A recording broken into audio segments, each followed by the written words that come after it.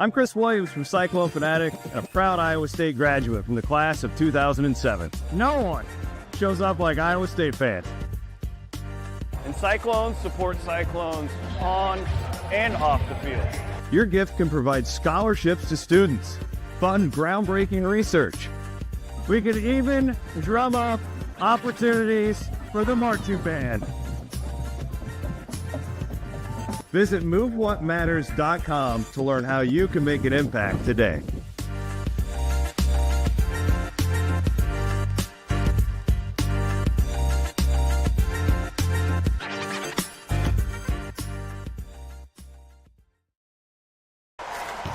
This is a matchup for the ages.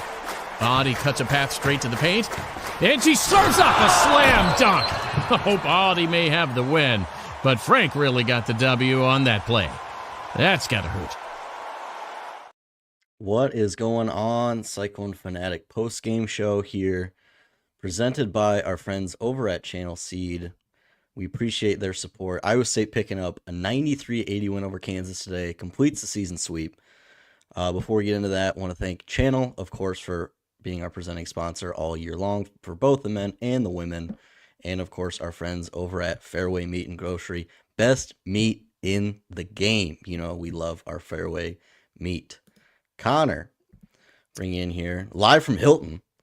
Yeah, it's different here. It's quiet now. Everyone's left. There's people sweeping the floors. No one's giving them a standing ovation. I feel kind of bad because I'm the only one out here who probably could. And I haven't. So maybe take your hat off, show some respect. Yeah, that's right. No, good win for Iowa State today. I'm sure I'll let you leave. You're the producer. You got it. Yeah, let's get right into it. I mean, I want to credit Tommy Birch with this. Iowa State hit 18 threes. It's crazy how effective this Iowa State offense can be when Audie Crooks isn't the only scorer. Yeah, it's exactly what I've been talking about with Leah. And it's not as simple as shoot 31 threes a game, but you kind of want that to be true in a way if you're an Iowa State fan. It gives this team in getting the ball into those 3-point scorers' hands in the ways that Iowa State is doing is different than just popping up 32 shots. But it really changes the dynamic of this team. Like Kansas hung around that whole game, and it just when you thought that they were going to make a punch to get back in it, Sydney Harris goes and hits back-to-back 3-pointers, and I thought that was the dagger, honestly, of the day. But a 13-point comfortable road win season sweep, and you get out of there at 18-9 on the season. Things are looking up for this women's team in a big game. I don't want to look ahead at Houston, but a big game next Saturday. Yeah, absolutely. So just to be clear, you, Connor Ferguson, think that Sydney Harris was effective from the 3-point line today? I got to start a fan club at some point, right? Like, is that what I have to do now? This might be the start of it.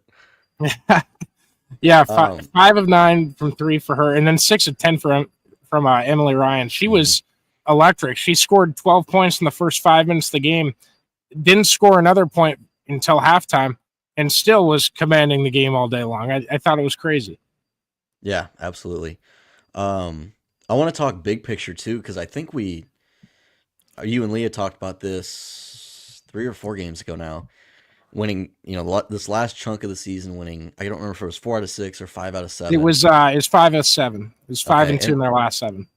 They're 3-0 in that last 7-game stretch. How do you feel going into these last 4 games left now? Yeah, 4 to go. Tournament hopes.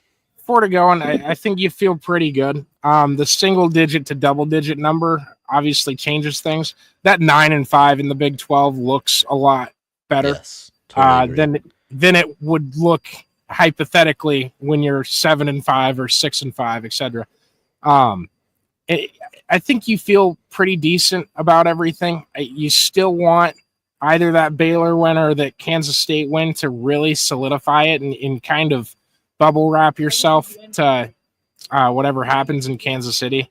But I think you feel really good about Iowa State's hopes right now. And you just hope that, the committee is going to see how tough the conference has turned into later in the season in the rankings, and what teams they've got. And Iowa State had a loaded first half of the season. And, can you sneak into a 7 spot? Are you going to be closer to a 10?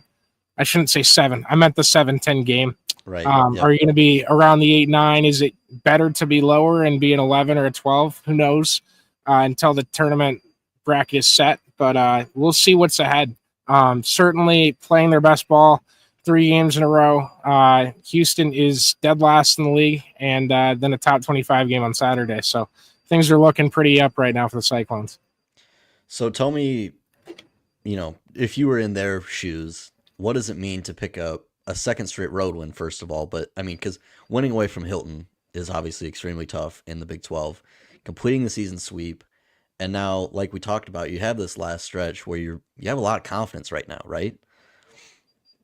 Yeah, so I'm sorry. I was waiting for you to ask me a question at the end. Sorry. No, I would say nothing. I would say we're ready. We're getting ready for Houston. We're going to watch film on the plane ride back, or I guess it'd be a bus.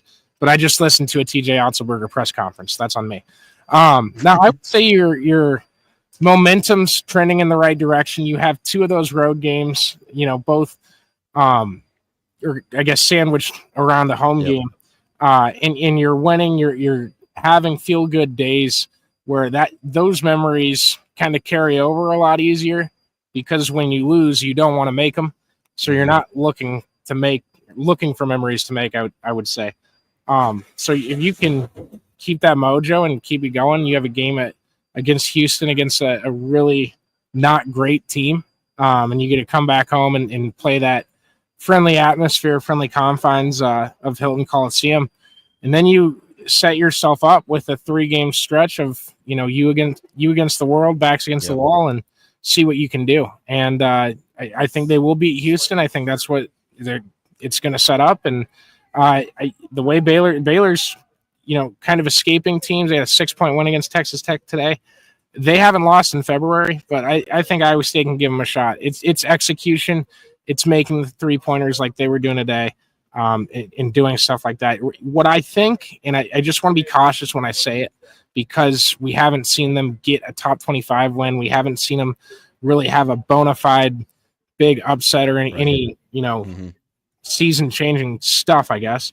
Like Oklahoma State, we all watched that game. They went 0-1. Oklahoma State's in the top 25 now. They're rolling. So, but I do think this team is peaking at the right time. I think they're getting better and better each and every time they hit the court.